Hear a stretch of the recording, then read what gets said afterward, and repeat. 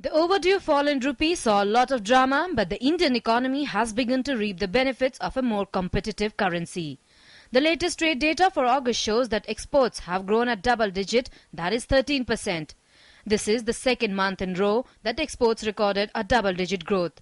In July, exports were up 11%. Imports have also been falling, with imports in August 2013 contracting by 0.68%. Due to this contraction in imports and expansion in exports, the trade deficit for August 2013 came down to $10.9 billion from $14.17 billion in August 2012. The trade deficit is now down to its lowest in 5 months. Gold imports have also fallen sharply. Although it's too early to announce a conclusive victory, it's quite likely that the Indian current account deficit has peaked.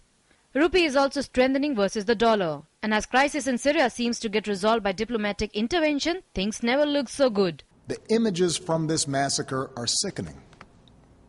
Men, women, children lying in rows, killed by poison gas. Others foaming at the mouth, gasping for breath.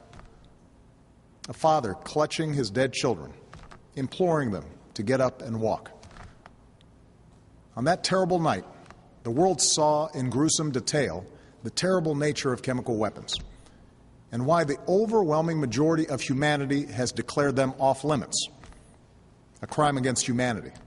Oil prices have been falling as war clouds over Syria fade. Brent crude futures have fallen more than 10% in the past 2 days, and fears eased of an imminent strike against Syria. Global as well as the Indian markets have gained on back of abating Syrian crisis. The Indian markets recorded their single biggest intraday gain since May 2009 on Tuesday. And remember, India had a bumper monsoon season, which could mean a bumper crop.